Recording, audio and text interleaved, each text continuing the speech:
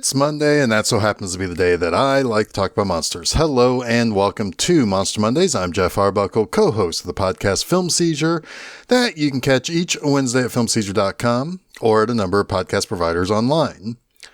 The Devil, one of the greatest villains in the history of, well, I guess everything, I suppose. Old Scratch is one of the easiest things to blame negative stuff on and one of the primary go-to creatures to use in a movie. You can go all the way back to Faust, Hexen, or to a certain extent Nosferatu to see examples of the most evil of evil creeping into our world of light in film. I bring up Nosferatu because there are times in which vampires, specifically Dracula, can be named the Lord of the Dead or Lord of the Damned or Lord of Evil or Prince of Evil or what have you. Folklore, depending on the region of the world, comments on how much the devil himself has crept into the hearts of men and women to possess them, to turn them into vampires, werewolves, witches, what have you. Since the 70s and the popularity of The Exorcist, devils and demons have more directly been used as villains in films. And then there's the 80s. In the height of satanic panic, it wasn't so much the kind of ethereal concept of evil or the folklore explanation of things that go bump in the night. No, this was a coordinated attack by conservative Christians in places like the US, in the UK, in Canada, and other places to scare people into believing there was actual devil worship going on that was twisting the thoughts and actions of a younger generation. Horror movies, rock music, role-playing games, hell, even Saturday morning cartoons and cereal brands were turning people away from Christ and leading them like lambs to the slaughter into the waiting arms of Satan himself. We know today that was a bunch of hokum, but even after nearly 50 years since the concept began seeping its way out of churches and televangelist broadcasts, there are still some people today who think that you might be possessed by a demon if you vote a certain way in the United States or recognize the existence of, gay and trans people.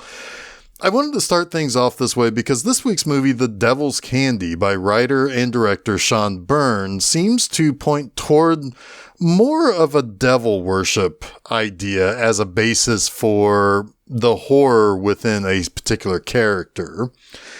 And also, there's a lot of rock and roll elements to it as well. Sean Byrne broke out with his 2009 Australian horror film, The Loved Ones, to pretty darn good reviews. In 2015, The Devil's Candy premiered at the Toronto International Film Festival to similarly pretty good reviews.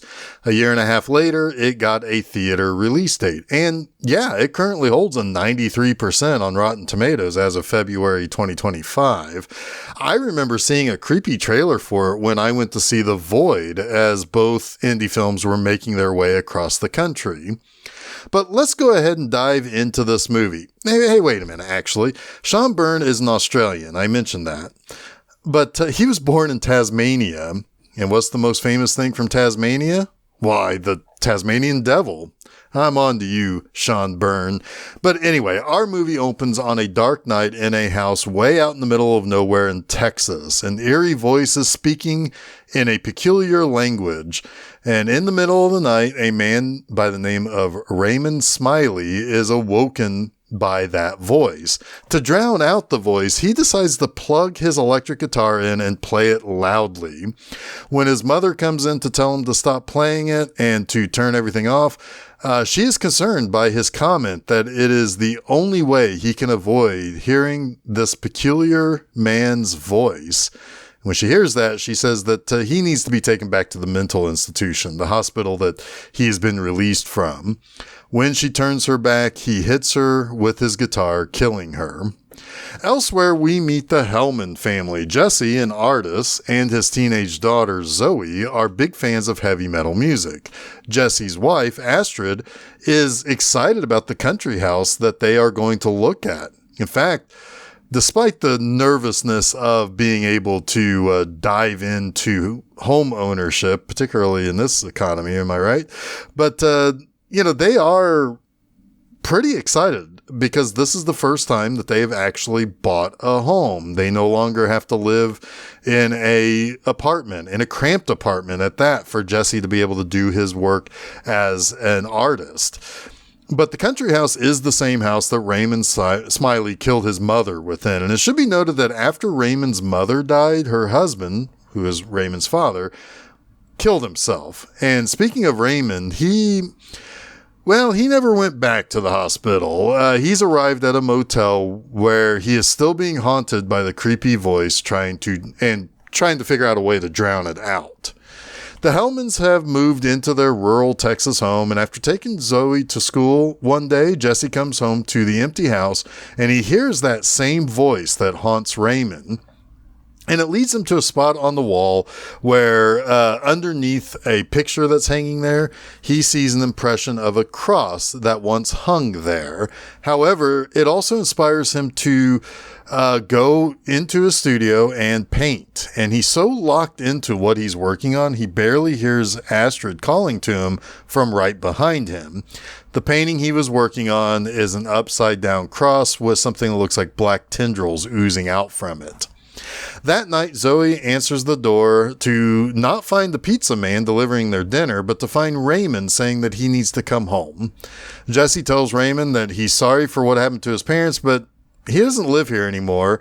And Raymond says that he needs to be able to play it loud, and nobody will let him play it loud. He had police called on him at his motel room when he was trying to play his electric guitar to drown out that voice. But after shutting the door on Raymond, the disturbed man keeps ringing the doorbell until he finally goes away after Jesse threatens to call the police. Zoe is upset that her dad isn't treating him with dignity like he's always taught her to treat people. Astrid is concerned that Raymond is clearly unwell, and his parents did recently die, so maybe they should show him a little bit more courtesy and a little bit more sympathy. But the next day, on the way out for school, Zoe's excited to see the red Flying V guitar that Raymond said he had after spotting the girl's tattoo on her arm, saying that he had one just like it, and his Marshall amp, both of which are waiting for her in their yard.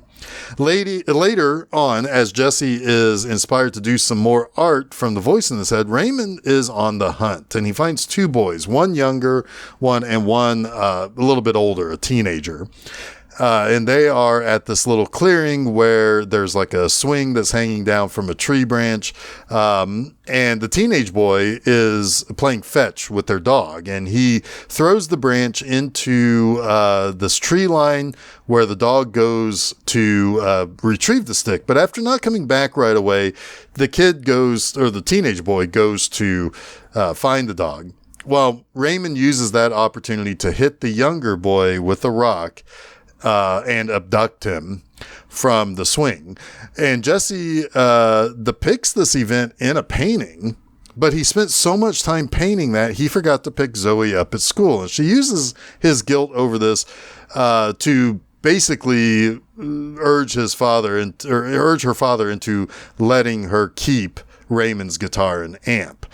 And it should also be mentioned that this is the start of a little bit of strife between Zoe and Jesse, where she starts to not exactly trust him all that much, particularly when it comes to doing things that he has always been able to do as her father, picking her up from school,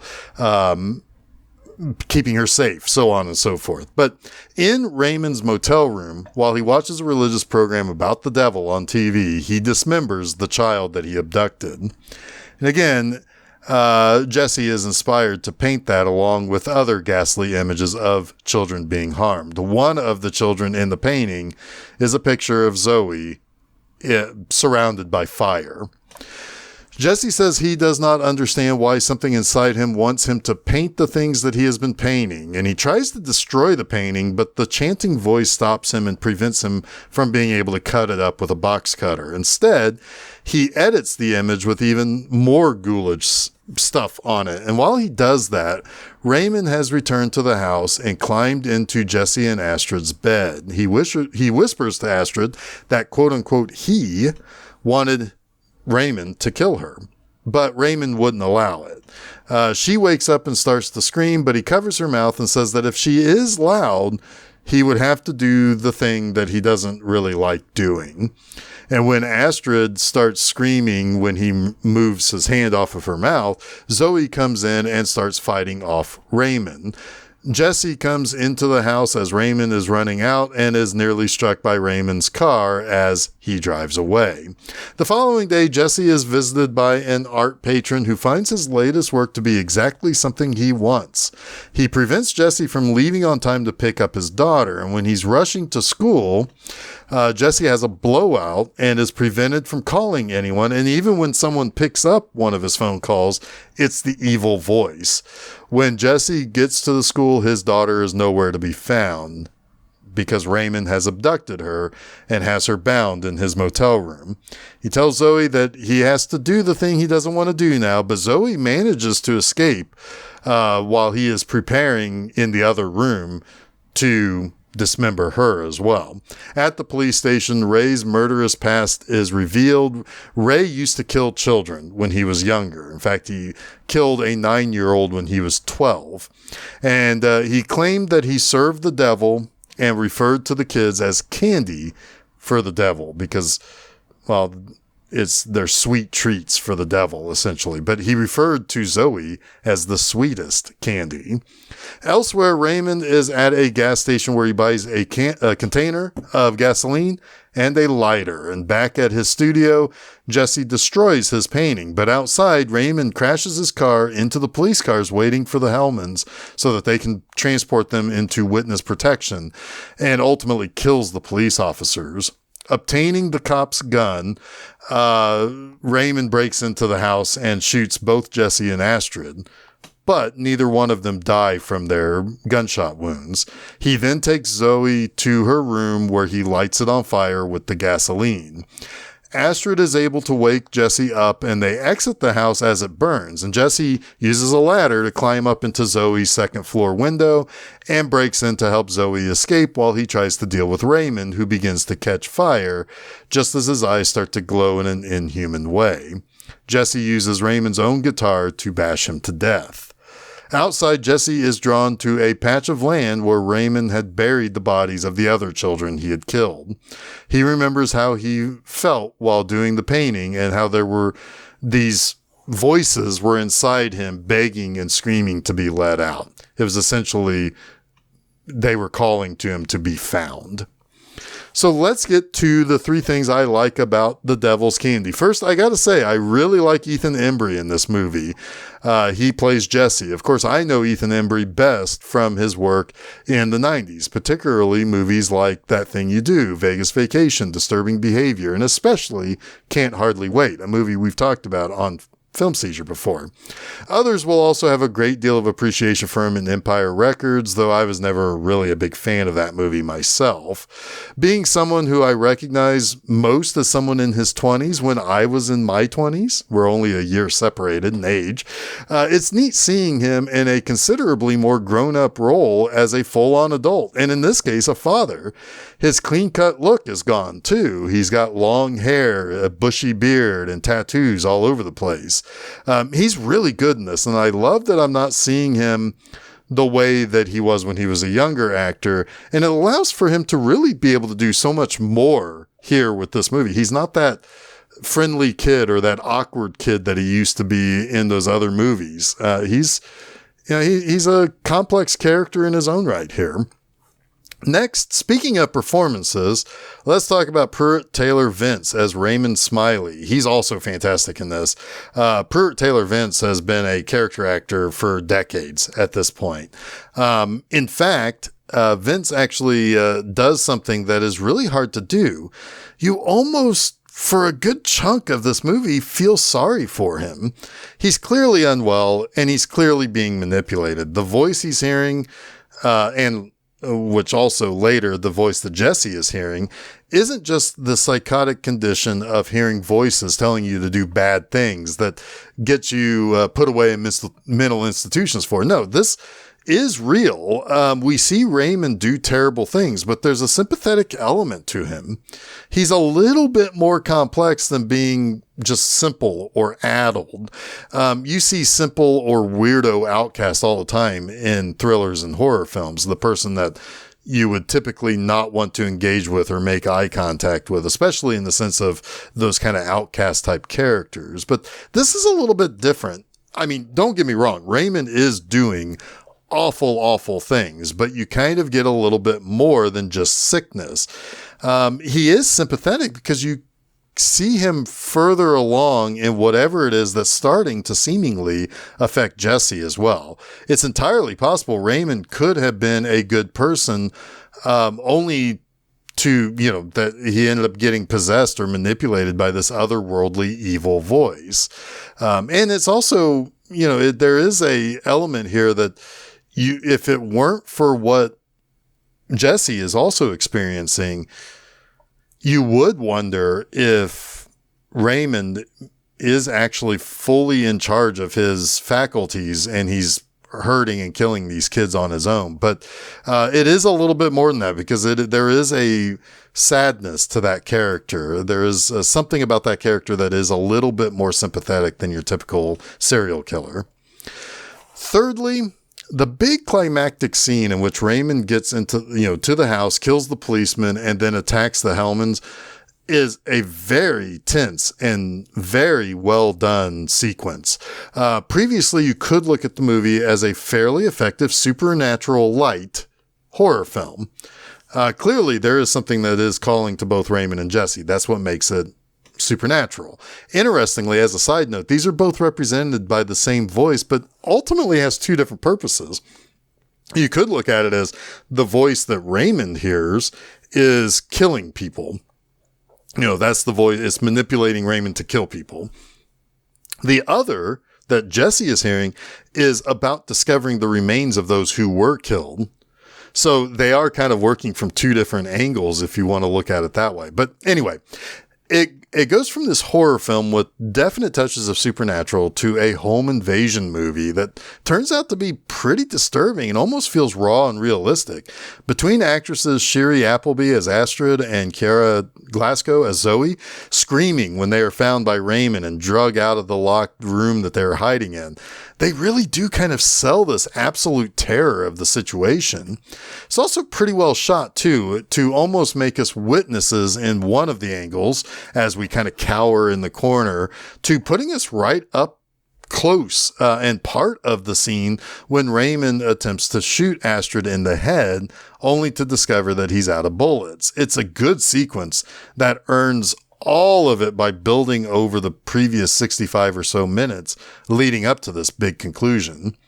And that's another thing. You gotta love a movie that knows exactly all it needs to say and not to belabor the runtime. The Devil's Candy comes in at just under 80 minutes in length, and it's perfectly paced in time and tells a complete story in that shorter runtime.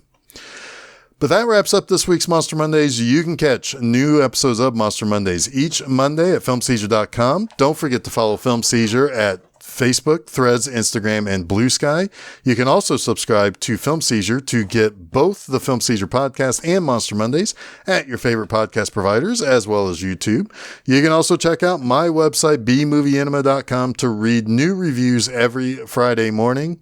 Next time, we visit the fishing village of Noyo, California, while surviving an attack from humanoids from the deep. Until next week, stay spooky.